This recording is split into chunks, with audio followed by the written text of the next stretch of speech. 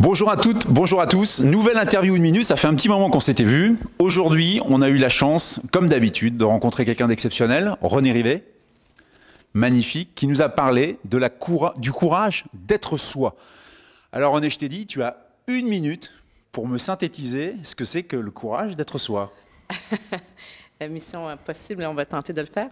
Le courage d'être soi, c'est le concept de dire est-ce que j'ai ce courage de vraiment me définir de ce que je ressens à l'intérieur de moi, dans cet écosystème relationnel, c'est-à-dire c'est prendre en compte qui je suis, mais aussi qui est l'autre. Donc, il faut se poser la question qui sommes-nous? Qu'est-ce que c'est être soi? Alors, je laisse quelques secondes aux gens qui se la posent. D'accord. Alors, je gagne des secondes. Tu gagnes des secondes. Et aussi se dire pourquoi ça demande du courage d'être soi. Quand dans le fond, la majorité des réponses, c'est de dire c'est d'être en phase avec soi, c'est d'être aligné avec ses valeurs, c'est d'être authentique. Mais pourquoi est-ce que c'est si dur d'être authentique? On arrive toujours à la même place. Peur d'être rejeté, peur d'être abandonné, peur d'être isolé, peur de la solitude. Beaucoup de notions de peur, donc. Beaucoup, beaucoup de peur. Donc, le courage d'être soi, c'est d'avoir ce courage d'être à la rencontre de soi et d'aller voir son identité. Donc, il faut se poser la question comment l'identité, elle est construite. Et on est tous construits de notre passé, de notre éducation, de la culture d'où on vient, qui nous définit comme personne, qui nous permet de rester, à quelque part, inclus dans un groupe et qui est très OK aussi. Mais un jour, on a des poussées de conscience qu'on appelle, dont l'adolescence en est une. Il va en avoir une autre vers 32-42. Il risque d'en avoir une autre vers 58-62. J'ai un peu de temps encore. C'est vraiment des poussées de conscience de dire, mais qui suis-je?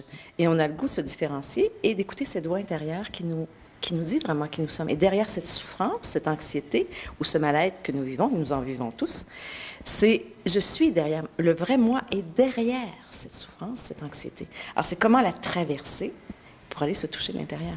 Et de trouver cette sécurité à l'intérieur de soi pour l'offrir au monde, enfin, ce vrai soi, en faisant bien attention aussi aux autres. Donc, tout passe par la sécurité relationnelle, la sécurité affective, c'est-à-dire que j'arrive en paix à tes côtés. Donc, pour me permettre d'avoir le courage d'être moi, j'ai besoin de sentir la sécurité.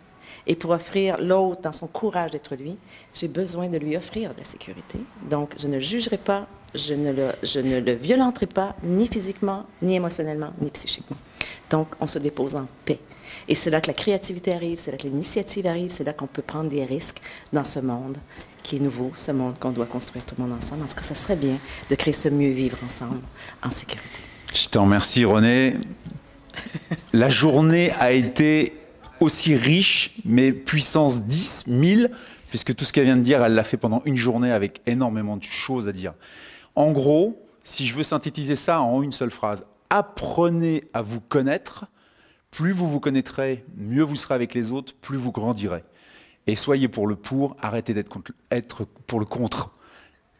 Prochaine interview, une minute, aussi intense, je l'espère, d'ici quelques jours, quelques semaines. D'ici là, portez-vous bien. Ciao à tous. Namasté. Bye bye. Merci René. Plaisir.